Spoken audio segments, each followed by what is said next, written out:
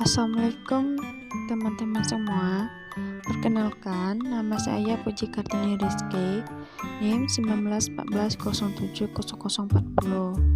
Nah, di sini saya akan membuat video atau narasi teks tentang metodologi penelitian, yang mana materinya tentang konsep dasar penelitian. Yang pertama yaitu berpikir ilmiah. Berpikir ilmiah merupakan gabungan antara berpikir rasional dan berpikir empiris yang dioperasikan melalui kegiatan penelitian ilmiah yang mencakup perumasan masalah, pengajuan hipotesis, verifikasi data, pengajuan hipotesis, dan penarikan kesimpulan.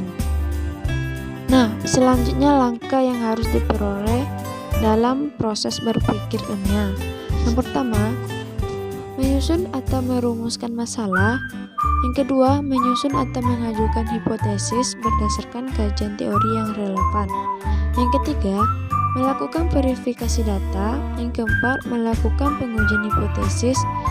Dan yang kelima, menarik kesimpulan dalam arti menerima atau menolak hipotesis. Nah, selanjutnya sejarah perkembangan berpikir manusia. Menurut Mansur 2014, sejarah perkembangan berpikir manusia menunjukkan upaya menentukan kebenaran selalu diekspresikan dalam dua cara, yaitu yang pertama non-ilmiah dan yang kedua pendekatan ilmiah. Pada pendekatan non-ilmiah menggunakan pola pikir sederhana, sedangkan pendekatan ilmiah menggunakan pola pikir kompleks dan menuntut cara yang logis, sistematis, terencana, dan mengikuti konsep. Selanjutnya, hakikat, tujuan, dan fungsi penelitian.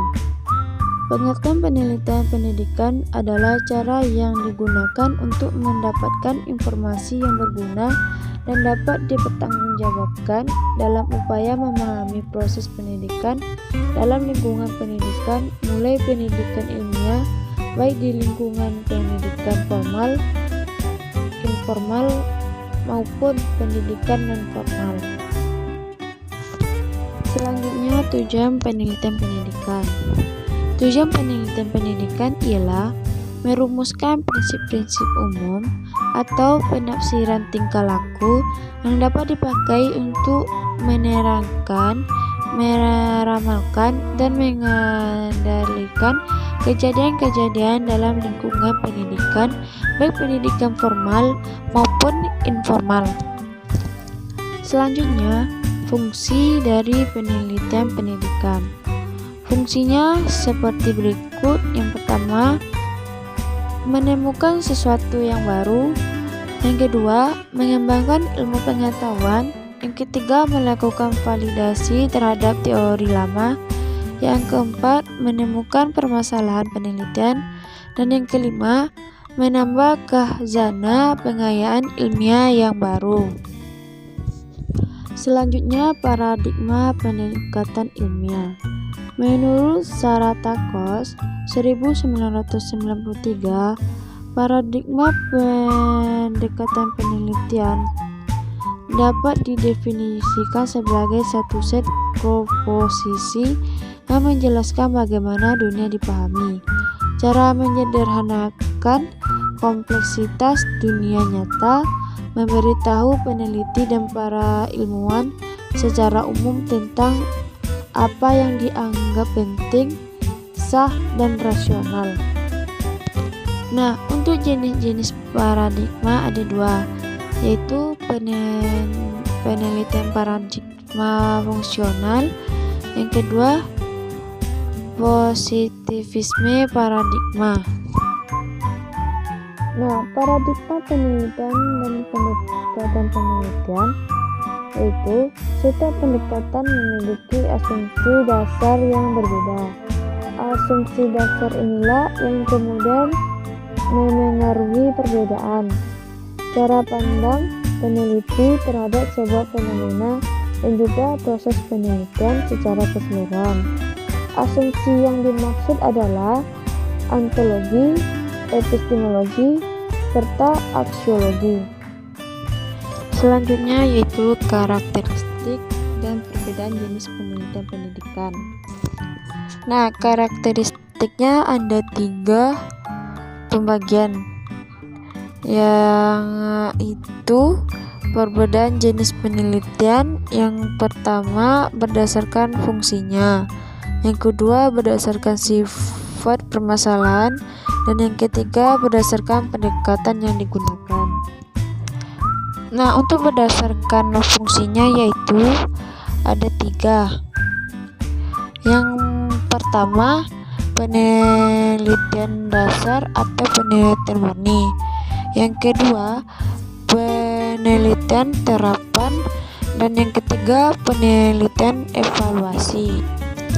Dan untuk berdasarkan permasalahan terbagi 7, yaitu penelitian historis, deskriptif khusus, korelasional, kausal komparatif, eksperimental, dan penelitian tindakan.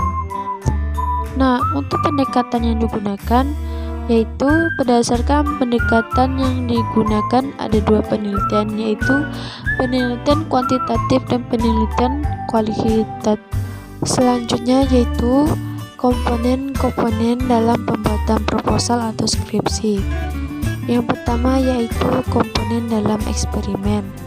Dalam komponen ini ada 5 komponen, yaitu salah satunya variabel kriteria, yang kedua perlakuan, dan yang ketiga desain atau rancangan. Selanjutnya komponen R dan D. Yang pertama abstrak penelitian dan kata kunci, yang kedua latar belakang masalah, yang ketiga permasalahan penelitian, yang keempat literatur review, yang kelima landasan teori dan kerangka konseptual hipotesis, yang keenam metodologi penelitian, yang ketujuh hasil yang diharapkan, yang kedelapan waktu dan tempat penelitian, yang kesembilan daftar pustaka atau rujukan, yang ke-10 lampiran. Selanjutnya yaitu komponen yang terdapat pada korelasi. Pada komponen ini ada 6, yang pertama populasi, yang kedua sampel, yang ketiga teknik penarikan, yang keempat analisis data, yang kelima pengumpulan data, yang keenam pembagian instrumen penelitian. Selanjutnya komponen yang terdapat pada penelitian deskriptif itu terbagi 5. Yang pertama halaman judul, lembar pengesahan, abstrak, kata pengantar, dan daftar isi. Selanjutnya komponen yang terdapat pada penelitian PTK.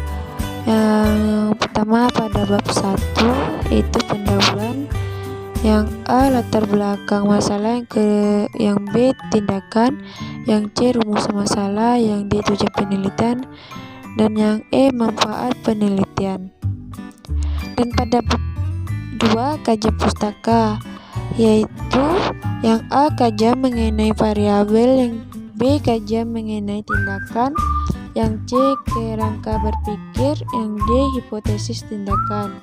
Pada bab 3 metodologi penelitian, yang A setting penelitian, yang B prosedur, yang C metode pengumpulan, yang D data dan teknik analisis data, yang E indikator keberhasilan. Selanjutnya komponen pada penelitian mix.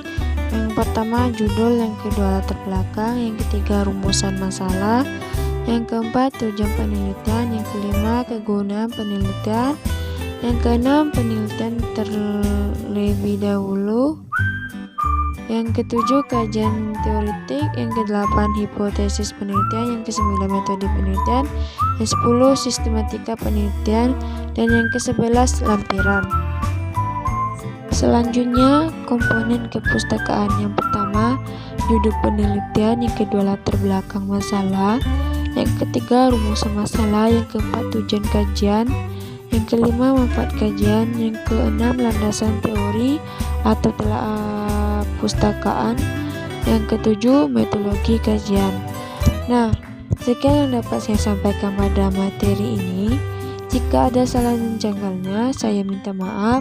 Saya tutupi dengan Assalamualaikum warahmatullahi wabarakatuh.